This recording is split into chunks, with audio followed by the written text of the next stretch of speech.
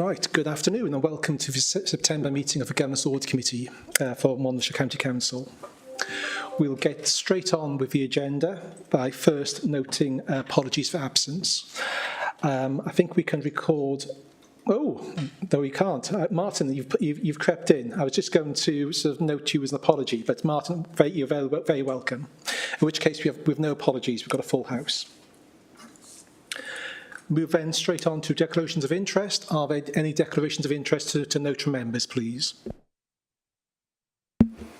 No, we'll record that as no declarations to note, please. Item 3 then is a public open forum. This is the opportunity for members of the public to address this committee either verbally or in writing to raise matters of note for this committee. I'm not aware of any members of the public wishing to make representations. Richard, is that correct? Okay, thank you. Moving swiftly on to item 4. Item 4 is the action list. I'm very pleased with the size of the action list. We only had one outstanding action as of this morning.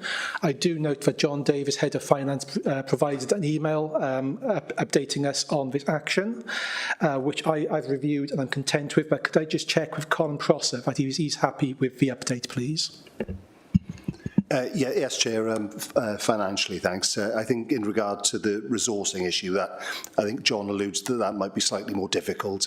And I know that elsewhere, with similar pension arrangements, although it's Torvine that have it, that finance departments have got a dedicated resource in other locations that are covering this. So I think it's a known unknown, or is it the other way around at the moment? So, but potentially it still could impact on the organisation going forward.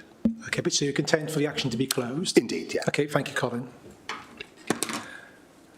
We'll then move on to our first substantive item. It is item 5, the initial assessment of corporate risk control arrangements. I believe this item is going to be introduced by Richard Jones, Performance and Data Insights Manager, and with support provided by Peter Davis, Deputy Chief Executive. If I could hand over to you, Richard, in the first instance. Please take the paper as read, but draw out the points of note. Thank you ever so much. Yeah, thank you for that, Chair, and good afternoon, everyone. So yeah, it's probably a little bit of context as a reminder for the paper before you today. When we brought forward to you the revision of our strategic risk management policy for your consideration back in the spring, within that policy we identified linked risk management arrangements that support us to and enable us to manage our strategic risks. And we agreed at that time that it was those linked arrangements that would be appropriate for this committee to give further oversight to, in particular for you to have an update on the overview of the arrangements that are in place for those linked management arrangements and an assessment of their effectiveness. And that's the way in which we've tried to structure the paper today to give you that update.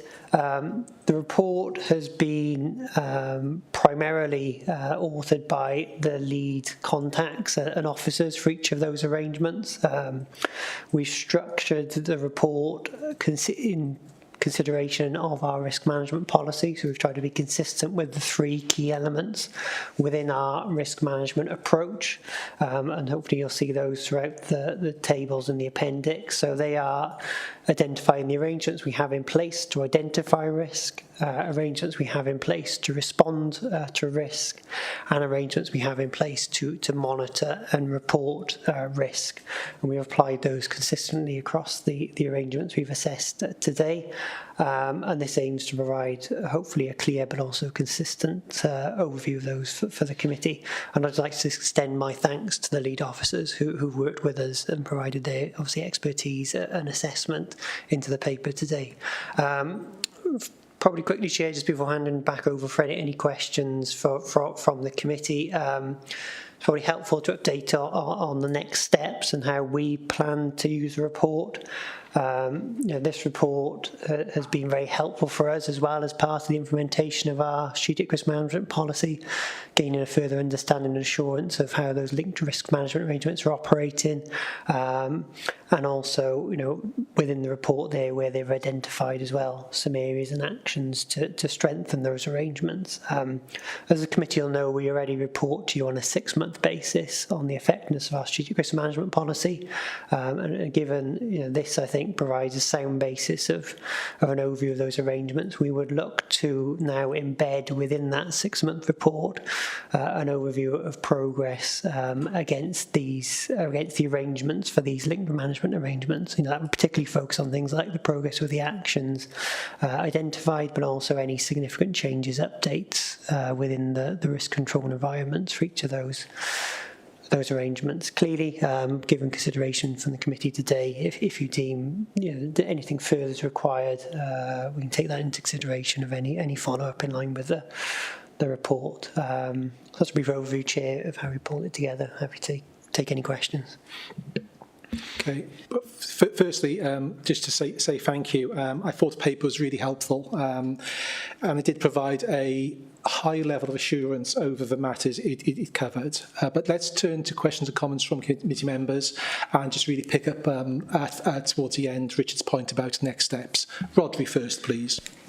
Brilliant, thanks, Chair. It was more of a comment to Richard. I did have a question for Jan. In terms of the report, I thought it was great. I just wondered, there was repeated references to strengthening arrangements and ensuring things were up to date. I'm making the assumption that's during this financial year, but I did think that would probably help illustrate how urgent some of that work was.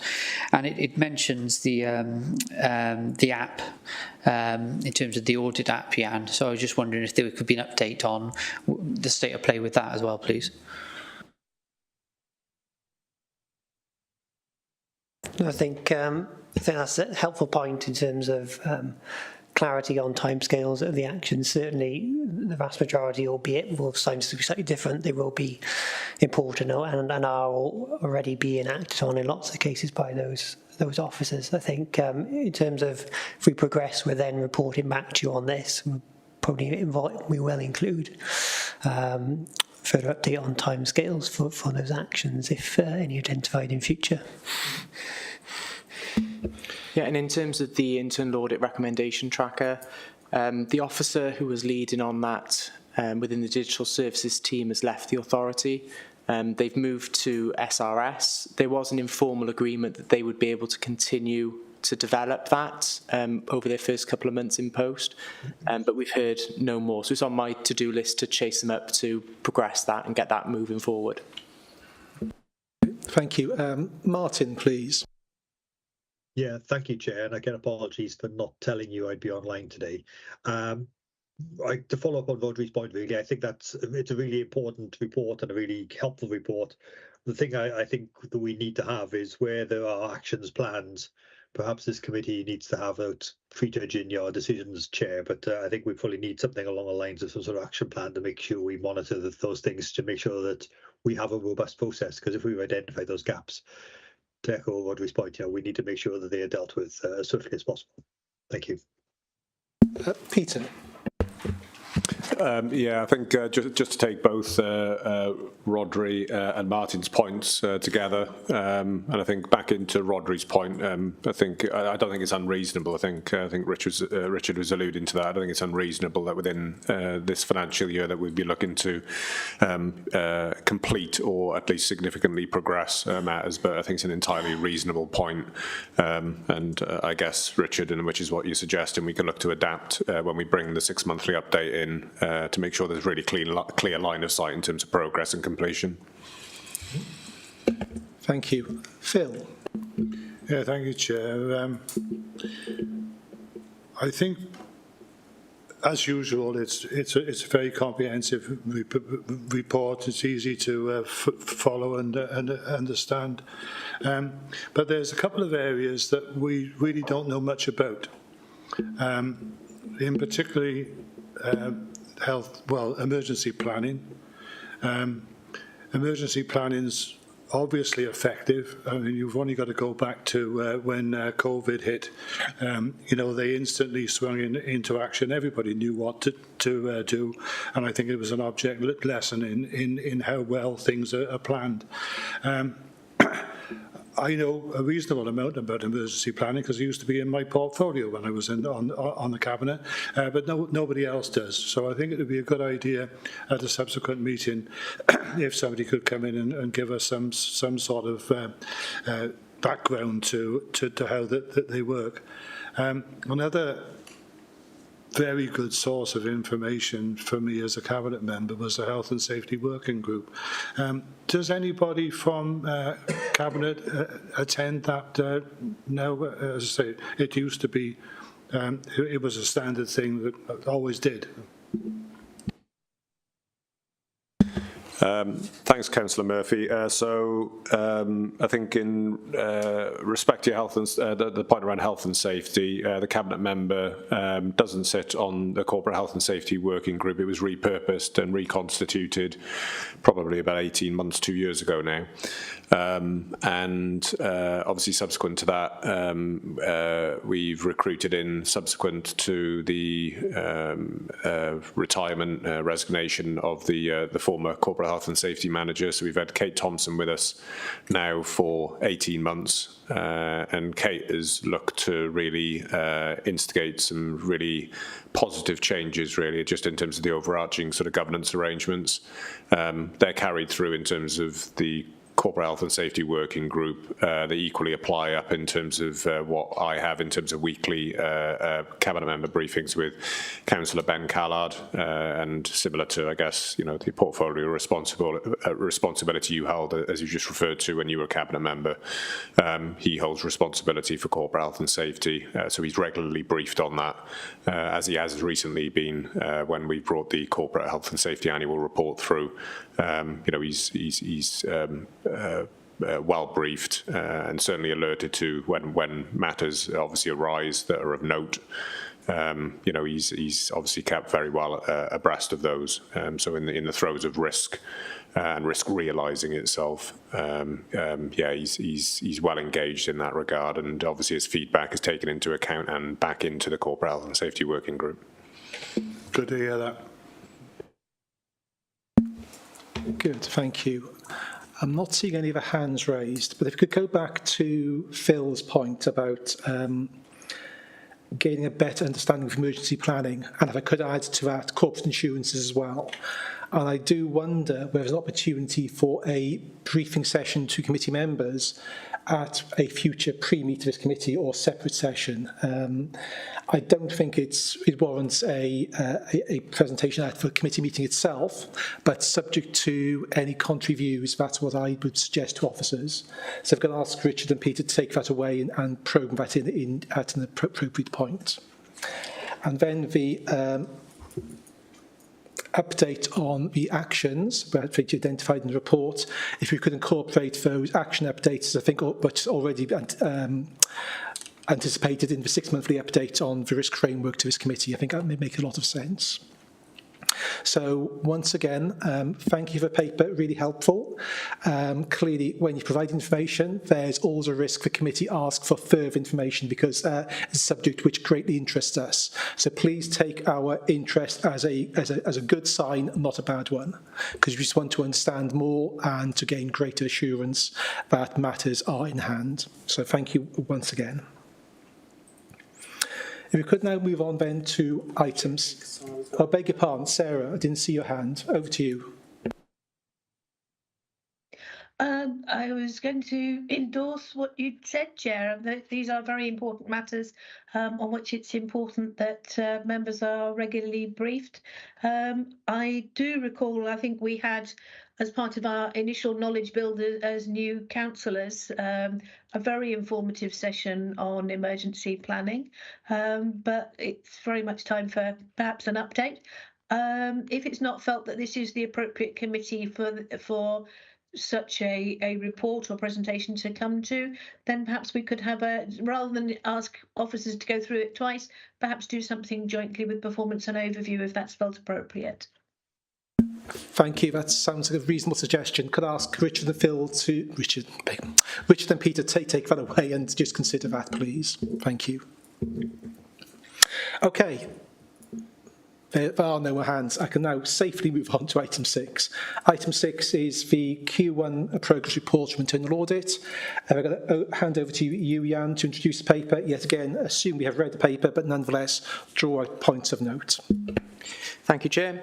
Yeah, so this report details the outcomes of the audit reviews and opinions issued by the internal audit team during the first 3 months of the financial year and to the 30th of June 2024. So firstly, I just want to give committee a brief update on where we are with the global internal audit standards, which will replace the International Professional Practices Framework, of which it's the mandatory elements for the UK public sector internal audit standards. So the UK Chief Auditors Network met this morning and they were informed of a proposed application note for the UK public sector, which has now been developed, and after its approval by the UK Public Sector Internal Auditing Standards Advisory Board, hopefully this month, will be subject to wider consultation. So there's a view that following the consultation, a final approved document will be issued in December with an April 2025 implementation. So without seeing the content of this, it's hard to judge the implications for Monmouthshire, but a 3-month period for implementation does seem quite short and quite tight. There will also be a separate consultation document from CIPFA regarding some essential criteria for audit committees to consider, which again will be issued later this year, hopefully in dovetail with the Global Internal Audit Standards consultation. So I'll keep committee abreast of any consultation documents as and when received and give you early sight of them. So since the start of the financial year, the internal audit team has completed 7 audit jobs to draft stage from its operational plan. 6 of those being opinion related, and they're shown in the table within Appendix 1 of the report. So those reviews were Fly and Start, Youth Offending Service, Car Parks, Homelessness, Assessment and Prevention, and Job Evaluation.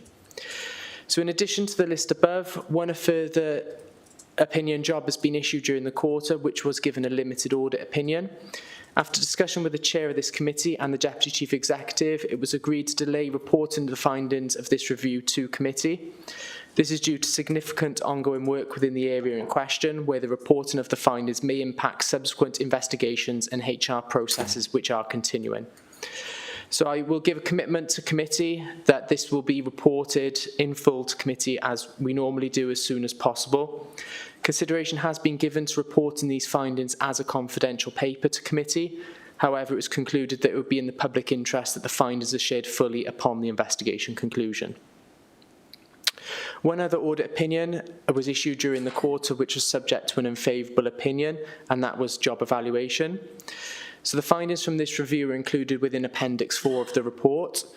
It must be reiterated, though, that although this review received an unfavourable audit opinion, the Council did have a well-established job evaluation scheme in place, and that had been in place for more than a decade, and that will mitigate any risk for equal pay claims if and so they do arise at a later date.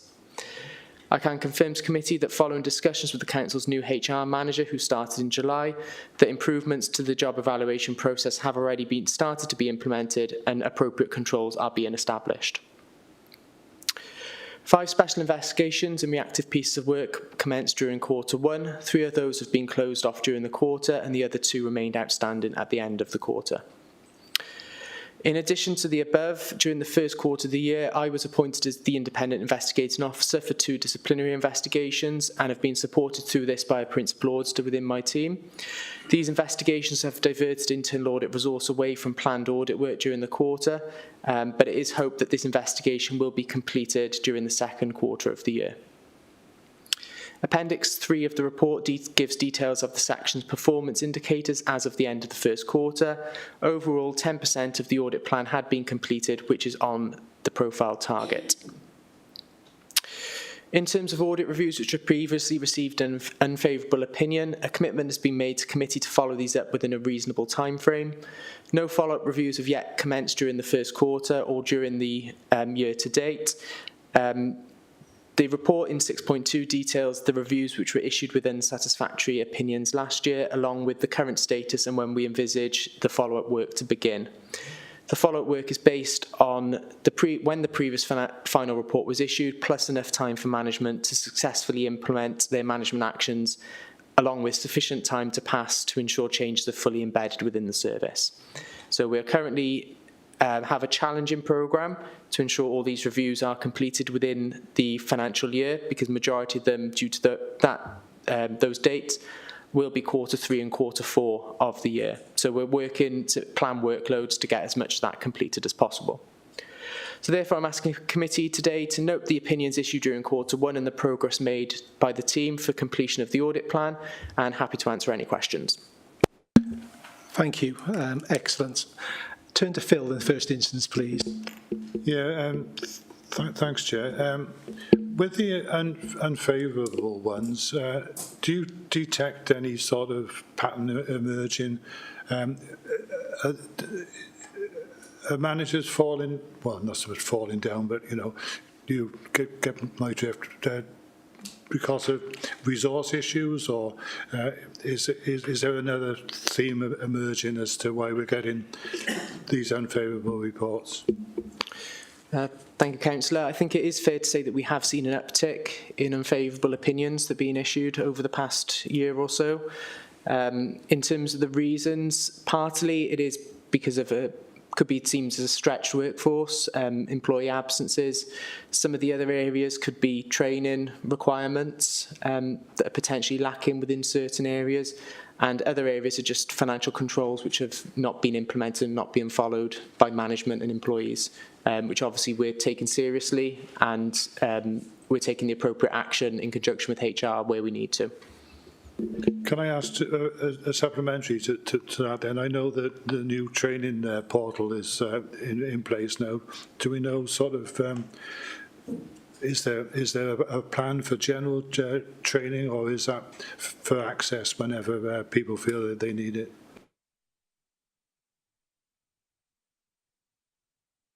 Matt, would you like to come in, please? Yeah, thanks very much for the question, and a very timely one. So for those that are not aware, Thinky, our new learning management and training system, went live yesterday around the authority. It's been live in social care for some time. The opportunity we have with this now is it gives us that live, sort of always available access to a whole range of training. And I think what that means, if we think about the work of the area that this committee oversees, is when these audit reports, for example, are identified, if something like a pattern is spotted or there are issues we need to train on, it's much easier for us to upload some training, to, if necessary, make that mandatory or set it to a certain type of employee, and monitor that training has been done and refresh it appropriately. So it's really helpful from an assurance perspective, and you will start to see in future sort of reports generated showing where that sort of training is in place for mandatory compliance. And if I look at the work now that sort of Pip is overseeing as our new head of HR, for example, when changes are made to policy, we're able to upload that training, mandate it to certain managers, and be confident that they've undertaken those learning modules, which should, again, seek to mitigate some of the risks which we've seen sort of emerging through these audit reports. That's good to hear. Could even make your job easier, Chair. Yeah, I just wanted to make one further comment, I guess, and it's just to offer a perspective. Might be one that Jan would, yeah, I think he'd probably capture it himself as a perspective. I think we've sort of touched on this in our own conversations when I've asked one and the same question, in terms of whether the increased incident of unfavourable opinions is, you know, for any particular reason. I think the further observation I would give is that, and I think it's tantamount to certainly over the last 12 months or so, a really constructive and professional strengthening of the relationship, I think, between internal audit and particularly senior leadership and senior management. You know, and I think, you know, Jan's been very much at the forefront in terms of engendering that. So if I don't need to refer to examples, it's not appropriate for me to, but I think it's probably as a consequence of either the application of on the ground audit work, identifying particular concern and risk, which then extends itself into different directions. And that might take you into different types of audit work. And I think that's happened in a few instances, isn't it, Ian? Equally, where the nature of a conversation, sometimes when you're scoping a piece of audit work or completely outside of that, approaches are made to Jan to sort of discuss particular risks and concerns, and obviously judgments are then taken as to whether, in the adaptable nature of an internal audit plan, work comes forward as a consequence. So we have had examples of that, Jan, haven't we? But actually, that's the way it should work. Because it is very much, you take, we just, the previous report, you're making sure that you've got the right risk-based approach to assess and to ensure that you're targeting, the right types of risks from an internal audit perspective, and your internal audit plan is geared around that. But it's not, it shouldn't ever be set in stone. It should be adaptive, should be live and iterative, and that's what I'm seeing on the ground. So I think that's a good thing. Okay, thank you. That sounds really positive. Especially strengthening of the relationship between the audit team and the SLT. That's essential, as clearly the SLT are directly accountable for the overall control environment within the council. So that is a real positive. Can I go to Sarah first, but Rodri? So Sarah, over to you first, then Rodri. Thank you, Chair. And it is really important, I think, that everybody in the organisation takes risk and financial compliance and due process and procedure and the role of audit extremely seriously.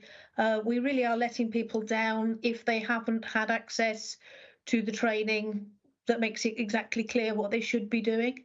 So I'm pleased to hear that is improving, and also that needs to start at the top with the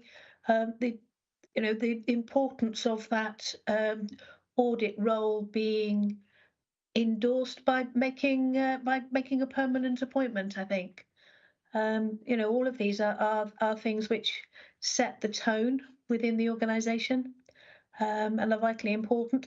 I was just concerned to hear to read about the issues relating to job evaluation. I mean, we've seen how other councils have really got themselves into difficulty there. So great to hear that is being pulled back into line.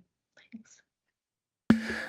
So thank you, Sarah. Yeah, and I endorse the point you made about that we do need to finalise the team structure within the audit team. And I know Peter Davis has given us commitment in terms of delivering on that, certainly by the end of this year.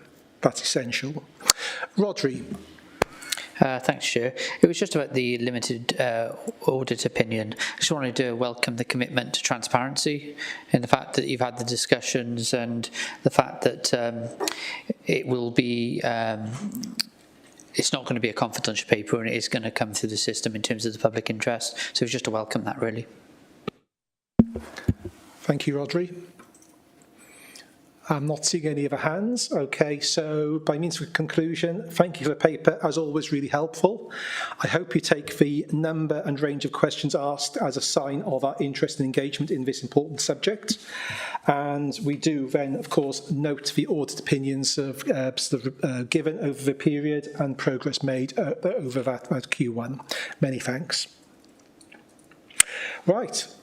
We now move on, I suppose you would class it as the main item. Item 7, the draft self-assessment report. Clearly a large document. I'll hand over to Richard Jones, Performance and Data Insight Manager, and Hannah Carter in a few moments' time. But just to, who I think are going to introduce this item by setting out a short presentation by which they're going to describe the process followed in terms of developing this report, and then we'll get into the detail. So I'll hand over to Richard, and then we will then move to Q&A. Thank you. Yeah, thank you for that, Chair. I'll just share my screen, as you just described, take you through that short presentation. There we go. Just come up there for you. Great. So I'll start off with some context in the report and some of the key changes we've made, and then hand over to Hannah to go through some of the process and conclusions we've drawn within the assessment as well. So to step back a bit first around the context of why we undertake a self-assessment. Fundamentally, it's about us learning, so understanding how well we performed, and then looking at how we can improve and get better. Within the report, we're assessing our performance in the 23-24 financial year. And underlying all the report is three basic questions, really. We keep coming back to and asking ourselves, how well are we doing? How do we know? What is the evidence that supports that? And what and how can we do better in future? The report also aims to discharge our duties under two important pieces of legislation as well. The Local Government and Elections Wales Act, which sets a requirement for us to produce an annual self-assessment report each year and guide some of the ways in which we need to undertake that and structure and report back on our findings, and also the Wellbeing of Future Generations Act. So the report combines our duty to report back on progress we've made annually with our wellbeing objectives, which are those for us objectives set within our council's community and corporate plan. Just a reminder about the role of the committee. Primarily it's about you seeking assurance on the effectiveness of our governance and performance management arrangements, of which self-assessment is an important part of our arrangements. And also as a reminder that under the Local Elections Act and the statutory guidance, you have, as a committee, a specified role within that. In considering the report, the final draft of the report today, you can make any recommendations for changes or conclusions any recommendations for changes to the conclusions or actions stated in the report prior to it being considered by council in a few weeks' time. Obviously, if you deem that as necessary to do so. So the structure of the report for you today is partly guided by that legislation I talked about, but also guided by learning and development we've undertaken in our self-assessment process over the last few years, and this is our third iteration of the self-assessment report. So we structure it primarily under whether we achieved our objectives set out within the community corporate plan, and those are the 6 at the start of the report. We also assess how well we used our resources, so those are the enabling functions, supporters, enablers to deliver our objectives, and you can see those set out on the screen, many of which this committee also have oversight in terms of the details of the assurance and control arrangements that underpin them as well. And this self-assessment is about the performance and outcomes of those more so than the detail of the arrangements. And then an action plan. So both reviewing our action plan we set last year, identifying where we've made progress and any areas we still yet to address, and then setting ourselves a new action plan for the year ahead to identify and address any actions we've concluded. So finally, in the structure of the assessment, I thought it helpful just to outline some of the key changes and updates we've made in the process this year, some of which have come from feedback from this committee and other committees. We've also learned and had feedback from likes of WLGA, Welsh Government, looking at other councils' approaches, as well as feedback from our own sort of officers and cabinet members as well. So we've aimed to increase the focus on outcomes. One of the key ways we've done that is to focus on assessing our performance against what we want to achieve outcome statements in our community and corporate plan, and then looking at how our actions contribute to those statements of outcome rather than action by action progress update alone. We've tried to increase the focus on impact. So within the document, you'll see the how do we know column, which again, linking back to evidence. So evidence in our findings has been a key theme throughout. So in how do we know, what is the evidence that supports that? And in our challenge of the process, which Hannah will come on to a bit later, in terms of particularly directorate management team workshops, we've very much tried to focus in on some key areas and understand in a bit more depth the progress made, has it been where we expected to be, and particularly challenging how do service areas know that is performing at the level they want it to be. So hopefully that column captures that for you. So mentioned development use of evidence. Another part of that is some of the quantifiable measures of progress. So we've included trends and targets and RAGs against those within the document. We also include a separate performance measures section for wider measures we're tracking, and included some Wales comparisons for those wherever they're available as well. The other thing we've tried to do is draw clearer conclusions within the report. So you'll be familiar that we score each of the objectives. We've applied that again, but also for each of our objectives, we've developed a strategic assessment of each, so identifying not just on a outcome by outcome basis have we achieved what we set out to do, but against the overall objective. What's the strategic picture, both in terms of progress made, opportunities we've taken advantage of, but also where there may be, wider context challenges that we still need to address or consider as we deliver those outcomes. And also an important part of that then is also assessing and scoring the resources areas. We didn't score these last year, we have this year, and hopefully for you as a committee that helps give a clearer understanding of where we view the progress of those and the outcomes of those arrangements to be. Equally, going forward, we'll be able to assess them, whether we've moved up, down, stayed the same on that level in future years, as well as the action plan I mentioned, both looking back at what we've done, but also setting forward what we intend to do, along with responsibility holders and timescales that will feature then on and into our service business planning process. And we'll obviously update on that as part of the self-assessment report as well. And finally, communication findings. It is a detailed document. We are aware of that. We have followed a writing guide this year to try and bring some more consistency to the way we've drawn the conclusions, set out the evidence within the report. We've also produced a summary earlier on in the process, which you'll see attached, that we will also get designed to try and increase the availability of the information as well to residents, ultimately, on what the council has achieved. And the final point to make is the self-assessment report is the conclusion of a process, and it's not the end of a process either. Through the year we've tracked progress against community and corporate plan measures in our dashboard. We set up internally quarterly, and also in the 6-month community and corporate plan progress report that went to performance and overview scrutiny and cabinet as well.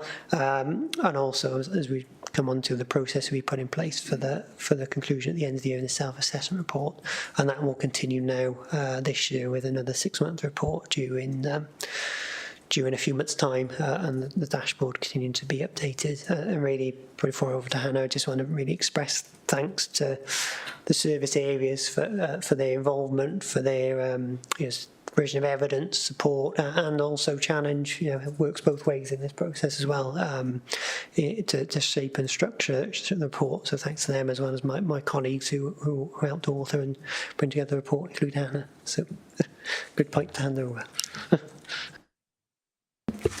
Afternoon all. So I'll just take us through the remaining slides we have. I'll try to be quite brief.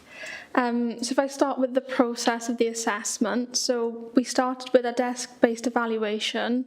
So what we did was gather all evidence available to us. This includes service plans. I'll go into a bit more detail in a moment. And then we took this data that we had, data and evidence available to us, and we took this to directorate-based workshops, which Rich has already mentioned briefly. So we use these as almost challenge sessions with the directorates. I'll go into a bit more detail shortly. We then drafted the report based on the evidence, based on the discussions that we'd had with DMTs, etc. And then this was taken to performance and overview back on the 16th of July. We then took the feedback from that committee and made some slight revisions, and have brought the final draft to you as per legislation today. And you are welcome to make any recommendations to changes to conclusions, as mentioned by Rich, ahead of the council decision on the 19th of December, so in a couple of weeks' time. So as I mentioned, there's a range of evidence that we use that's already available to us. This includes scrutiny findings, such as papers that have come to yourselves. Service business plans play a really important role in this. Audit and inspection reports, annual governance statements, strategic risk register, chief officer reports, internal audit, things that you will be familiar with, but also things that you may not see day to day, such as service business plans. And then, as mentioned, we gathered all this evidence and we took this to DMTs, and we had those challenge and workshop sessions with them, and these proved really useful to us. We really tried to focus in on are your actions having that impact that you want, having that desired impact, and then also helped us to kind of gather their opinions on the future challenges they're going to face. Are you putting your things in place to address those future challenges? Are you confident that this is going to help you moving forward? And so those prove really useful and also help them to get, their stamp on it, have their opinion as well. So moving on, if I give us a slight overview of the conclusions of the report, we use a scale of 1 to 6 to assess, 1 being unsatisfactory, 6 being excellent. You will see you don't normally get 1s and 6s, they tend to sit in the middle, so today we've got a range of 3s and 4s. So if I give you an overview, a fair place to live first objective, and that's been given a score of 4, and this is unchanged from last year's report. A green place to live has been given a score of 3 and also unchanged. Thriving and ambitious place, a score of 4, good, and also unchanged. And then moving on to safe place, that's been given a score of 4 of good, and this is an increase on last year, which had a score of 3, so it's gone up by 1. And the same for connected place, a score of 4 of good this year, an increase on last year's score of 3. And then a learning place finally has been given a score of 4 of good, and then that's also unchanged from last year's report. And then finally, as Rich mentioned, this year we have scored the enabling functions. So this isn't something that we have done previously, but also something that we've introduced to give just that extra level of assurance and something we can use to track moving forward. So firstly, corporate planning, performance and risk management has been given a score of 4, which is good. Financial planning, a score of 4. Workforce planning, a score of 3. Procurement, a score of 3. Assets, a score of 4. Digital and data, a score of 3. Democracy and scrutiny, a score of 4. So hopefully that just gives you a brief overview of the conclusions. I appreciate it's quite a big report, but hopefully that gives you a brief overview of the process and the conclusions that we found. So I'll pass back over to Rich to add anything else. Thank you for that, Hannah. I think Chair, I'm happy to turn over to you and the committee for any questions. Okay, thank you. We'll go to questions. I'll go to Phil first, and then Rodri. Phil. Just flashed up on the screen there, adequate for procurement with our arrangements with the award-winning Cardiff for procurement. I wonder why we've got such a low score.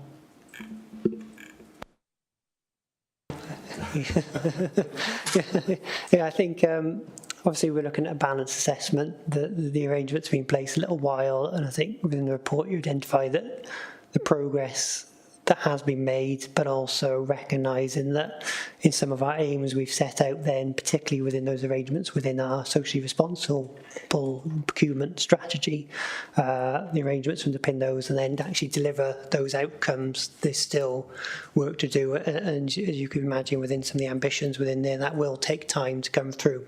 As we've done with lots of arrangements, we want to make sure we've got evidence of the impact of those before we can then consider scoring them higher.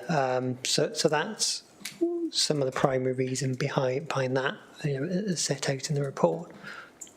So is that procurement outside of the association with Cardiff, or? No, that's our primary mechanism for delivering our procurement arrangements, and our procurement colleagues, obviously linking with that arrangement with Monmouthshire, have supported this assessment as well. But there's that arrangement, both in terms of delivering those outcomes of the strategy, but also recognising the need to strengthen the support within the organisation of understanding and delivering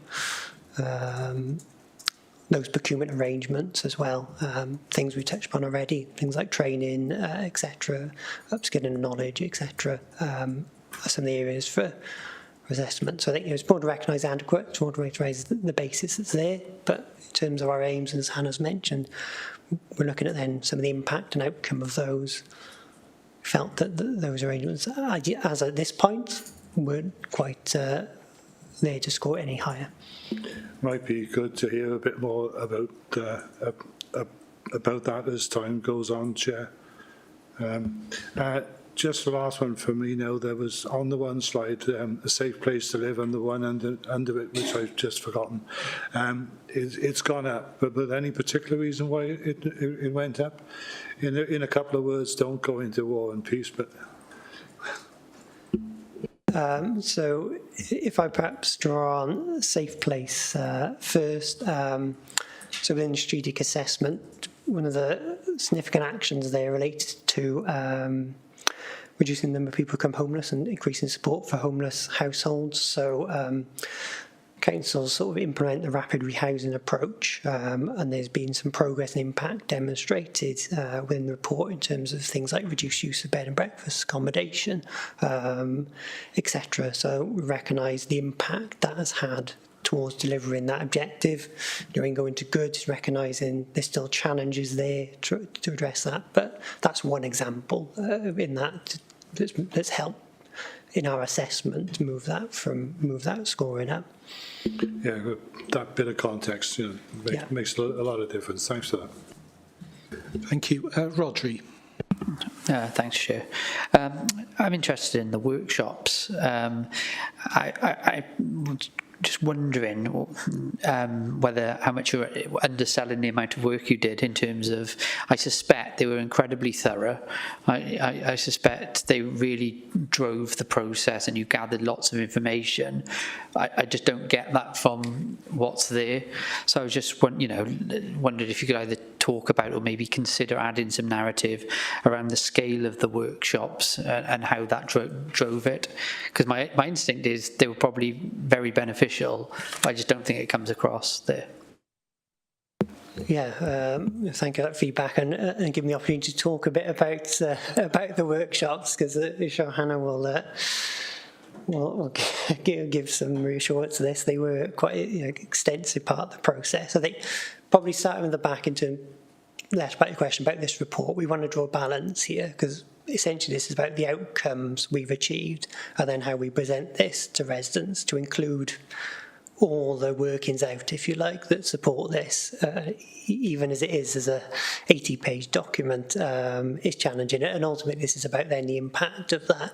As Hannah's already mentioned, underneath that we've got our performance arrangements, particularly service business plans, which capture in more detail the conclusions of services self-assessments and the outcome of those. But yeah, the initial evidence gathering, those workshops are really key to underpinning this. It's an extensive exercise. We're down to 80 pages. We probably start just when our own evidence gathering with a few hundred, having considered probably thousands of pages of different evidence. I think probably just to reiterate in the workshops this year, the emphasis was shifting rather than trying to get a progress update on all the objectives. A lot of the evidence we've gathered through our arrangements already provide us with that. So rather than say if a directorate was responsible for 25 of actions out of the 80 or so we've got in the community and corporate plan, rather than cover all 25, we assessed what are the ones really that maybe we need to focus more on in terms of maybe aren't performing where we'd like to, or we're not sure if the impact of the evidence we've gathered is clear, and therefore we focus on more like a handful of areas. Even those in themselves can be quite broad given the range of services the council delivers, but that allowed us really to get underneath that question of what impact you're having, how do you know your evidence, and then also thinking about, are we prioritising the resources, efforts, energy in the future to address some of those issues. The feedback we had was, I think that helped us, and it helped the directorates as well be more focused. And also, I mentioned the word earlier, it was probably a bit more challenging as well, as part of that process, which essentially is fundamentally any self-assessment is to challenge as well. So we have captured a lot of that.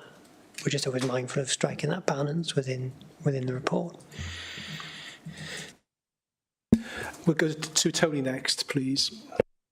Yeah, thank you, Chair. I don't know whether we've got to the summary part of the report where you talk about a green place to live and not what. Has that come in later, or have you really touched on it that I missed? We didn't touch upon. We touched upon the overall score for Green Place. Yeah. So Ethan, if you've got a question on the summary, bring it. You didn't seem to go into very much depth. That's all. A fair place to live, rating good. A green place to live is adequate. You say there's various things you've been doing across the county by putting LED lighting, solar panels, and heat pumps in many buildings. How many heat pumps have you actually installed? Or rough figure. And within the RDLP, they're talking about phosphates on the way. I don't know whether you heard the reports this morning on radio. There's been an emphasis change on phosphates as opposed to nitrates as opposed to phosphates.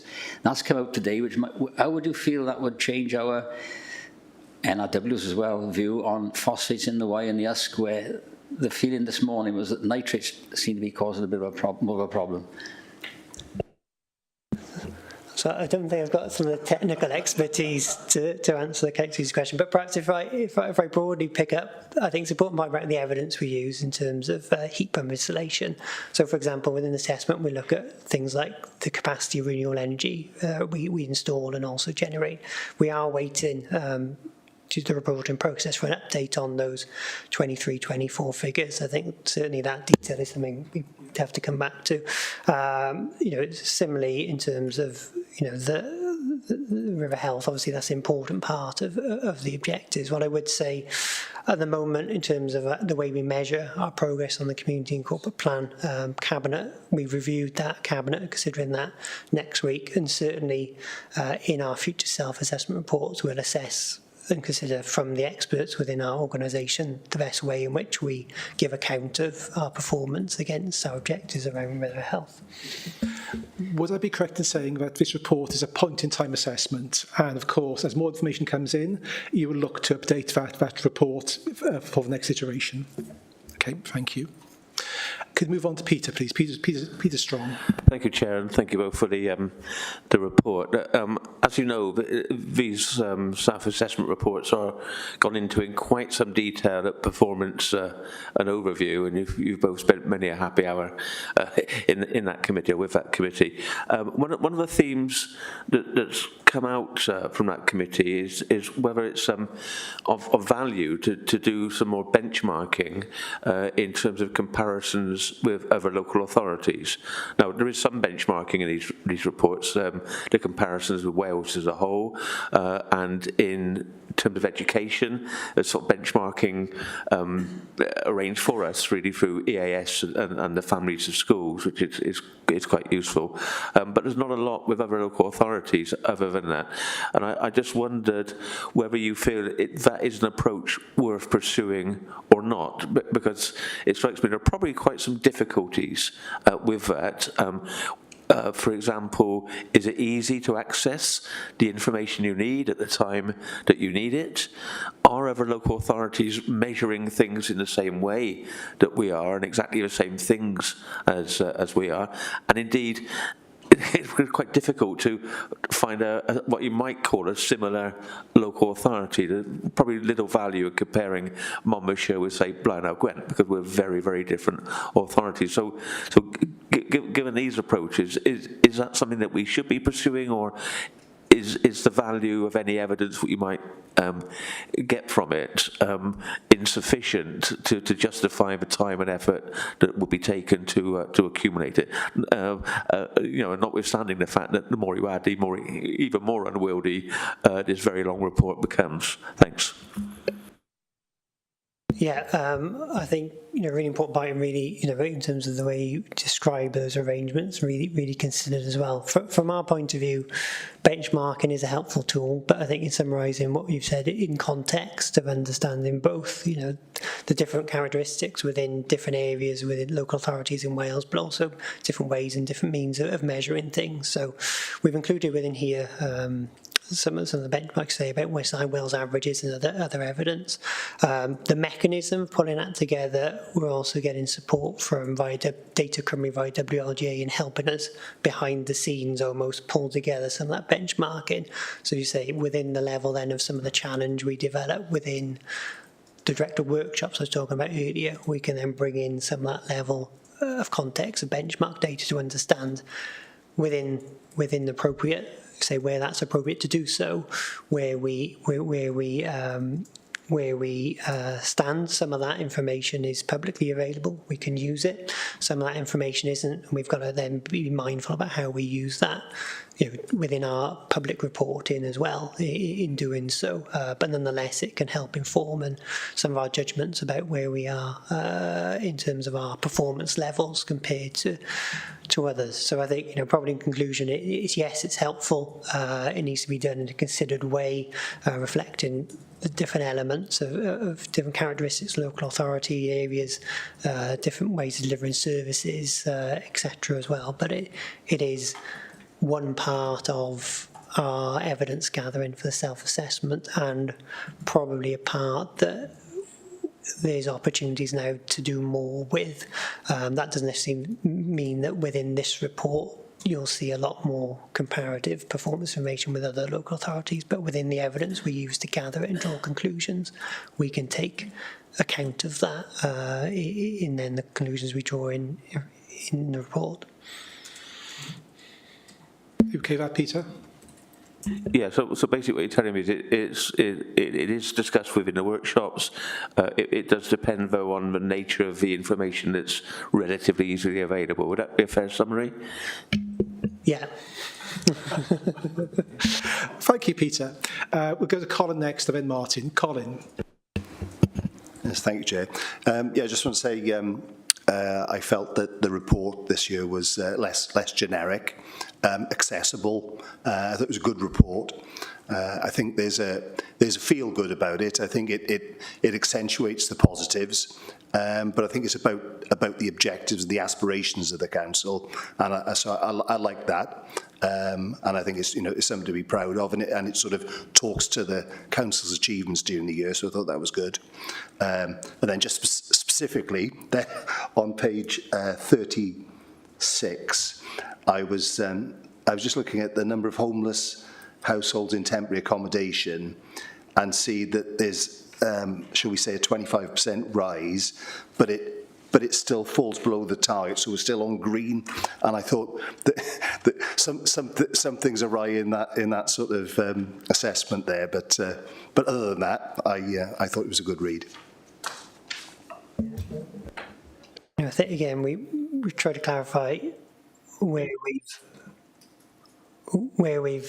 So thank you for the feedback as well in terms of the target. Part of the reason we put the arrows in is to recognise where performance isn't, where we've got target and we've got trend, bringing the two together is part of the challenge of having one rule for different contexts of data. But maybe we'll have a look at how that's presented to the reader, at a glance can pick that up. Thank you. Martin, please. Thank you, Chair. Again, to reiterate some of the earlier comments, I think it's a far better report this year as the process continues to refine. The problem with writing 80 pages of report is unlikely to have 80 pages of questions to go alongside it. So I don't want to overlay the scrutiny committee work that's already been done, and I presume that's been incorporated in this. So I'll try and limit my questions. Some are very wide and some are very, very narrow. So first off, the first line of the summary and the first line of the introduction says we want to be a zero carbon or carbon neutral authority. It seems as though that's the most important thing for the authority as a whole. And I wonder, when you talk to the residents, they agree that that is the top priority for the authority right now. So I wonder about that. I mean, it has its place, of course it does, but I wonder whether the language seems to point out that is the most important thing in the authority's mind at the moment.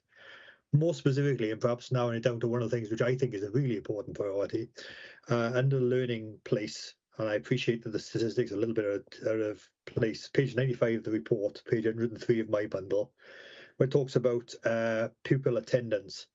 The introduction talks about an improving position in primary level. It's silent on secondary level, and the secondary level statistics are truly shocking. I know they're only for the 22-23 academic year, but for children who are in the free school meal category, attendance is below 80%, which means 1 in every 5 children who are eligible for free school meals don't go to school. And that's terrifying, and it's the lost generation. And I think if that isn't a top priority for us, just like every other local authority in Wales, then it absolutely should be. So I think in terms of I think Colin talked about sort of the gloss on some of it and sort of the rose-tinted glasses. There are some serious fundamental issues that face not just Monmouthshire but all local authorities, but that shouldn't be shied away from. And I'd like to see sort of far more emphasis on that generally. And the other comment I'd make is on, I'm pleased to see the action plans in terms of what happened last year and how have we done, it says. But the how we done is quite loose in terms of did we do it or not. There's no yes, no's or partials on the end. It's a narrative sort of commentary. And I'd like to see something a little bit firmer. And again, the actions that are set out in this thing that we need to do more of are quite loose. Strengthen is a great word, and I will never know if we've strengthened or not, will we? Because it's not an actual number or an actual measure. So I'd like to see a little bit more challenge put into the action plan that's there. I'm pleased to see it there, but it needs to be strengthened a little bit. But thank you. Do you want to respond, Richard, to any of those points? Thank you. Oh, Matt, beg your pardon. Yeah, thanks very much, Chair. Perhaps I'll sort of open on those if that's all right, and maybe Rich might pick up on some of the elements around process. But yeah, it's certainly a good challenge, I think, in terms of that point of the opening line. Is that line the thing that matters most to our residents? What we have to be mindful of with this self-assessment, as officers, we are not setting that direction. We are producing and working with others on a self-assessment of the political priorities set by council. So in April 2023, I have to count back, council set its community and corporate plan, which had clear priorities to be a zero carbon county, supporting well-being and dignity. Now, what I would say about it, we also have 6 clear well-being objectives, which are the things evaluated against here. And those issues of inequality and zero carbon should run through everything. So each time we're doing a project, undertaking a piece of work, we think about what does that mean in terms of inequality, what does it mean for our carbon emissions. So they should run through everything. So that point then to come on the issue around school attendance, yeah, absolutely. I know it's something that Will McLean, our Chief Education Officer, highlighted to Council in his recent annual report and has set out a number of the more detailed steps there that schools are undertaking to tackle that secondary attendance. And in particular, I know the issue, you highlighted the issue of the attainment gap between those who receive free school meals and others. That remains a priority and it remains an incredibly tricky issue. The evidence is there, and if people look at the revised measurement framework that Richard mentioned earlier, which is being received by Cabinet, it's still there as a key piece of evidence that we will continue to track through our performance management and self-evaluation arrangements, because absolutely, and I suppose it's not to sort of overtalk the point, comes back to Councillor Strong's point as well on benchmarking. If you just look at those headline education measures for Monmouthshire, you think, yeah, great, we're doing well compared to other areas. But that free school meals measure just shows we can't just look at the headline measures. Overall, children in Monmouthshire are performing very well. But potentially that hides a lot. And we always have to look at that context, the individual, their circumstances, the school, the family of schools it's members of, and be mindful that we can't oversimplify some of these things. And the danger sometimes with this type of report, and it's a good thing about other conversations we have in these committees, it reminds all of us that behind every one of these numbers is a story, and we have to understand that story to make sure we're taking the right actions. And pick up on the action plan as well. Yeah, thank you for comment on that, Martin. I think, again, the action plan is important. In essence, that's about how we do something. The impact of that should then come through those relevant arrangements within the self-assessment. We can certainly look at making clearer judgment on where we've achieved or not achieved our actions, looking back at last year's action plan. I think probably to reiterate in terms of this year's action plan, we've got 2 columns there, the what can we do better, which is coming from what we've identified in the self-assessment, and then how we do it. And I hope you can see within the how we're being a bit more specific on the action we're looking to undertake, accepting that, again, there's a step beyond that, not just have we then done it, but what impact it's made. So I think that's the stages importance is this. So how we didn't do it, have we done it, yes or no, and I take the point we could be clearer, but hopefully narrative, if you read it, gives you that understanding, and then the impact of that feeds back into the relevant section of self-assessment and ultimately contributes to those scores we mentioned earlier as well. So they are linked. We're not quite fully captured how they're linked within the document, but they are, and hopefully that how column gives you a bit more clarity on the specifics of the action we're undertaking. Okay, thank you. I think it was a helpful discussion. Let me try to summarise and conclude this item. Sorry, Chair, could I just very quickly pick up on Peter. one point? I think it was Martin, he probably didn't mean this, but he seemed to say that 20% of our children don't go to school at all, secondary school, yeah.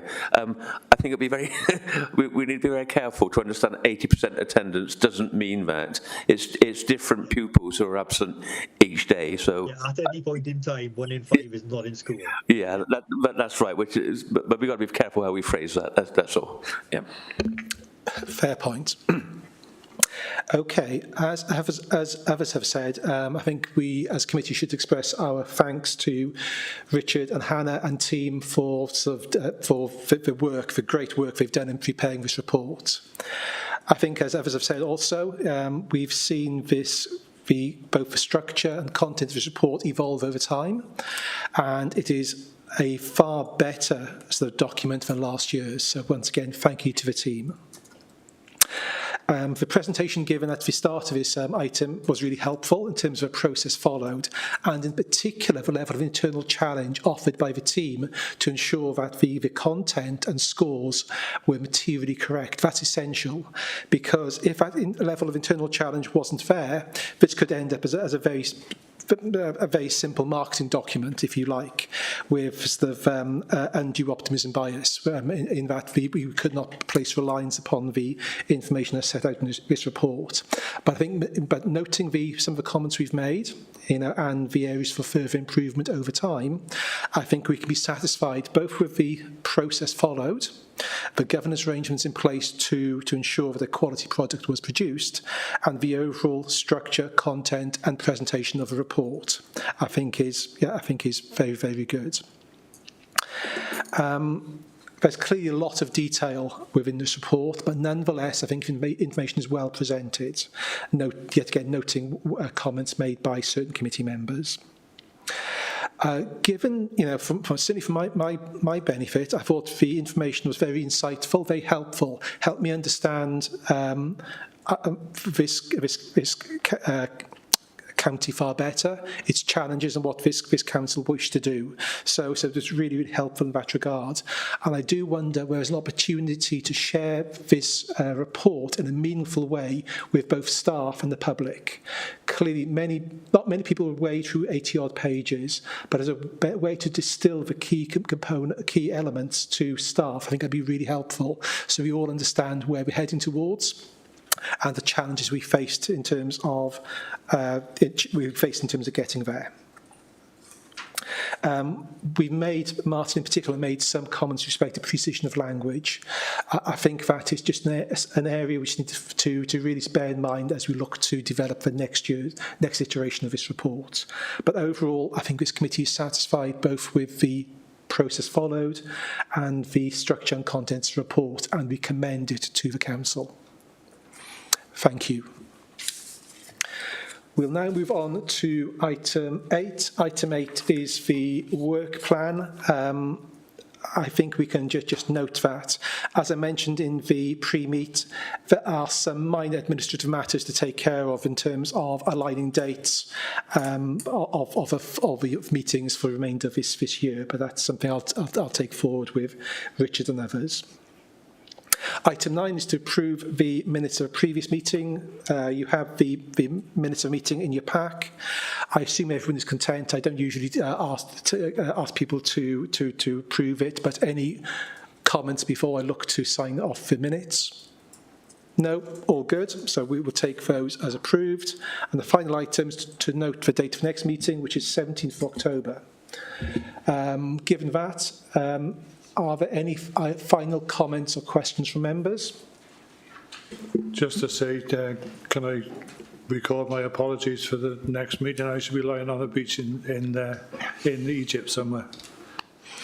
Well, we'll have to see about that. I've not got Wi-Fi. Definitely no Wi-Fi. Okay, on that I'll note, dismantle it myself. on that note, thank you one and all.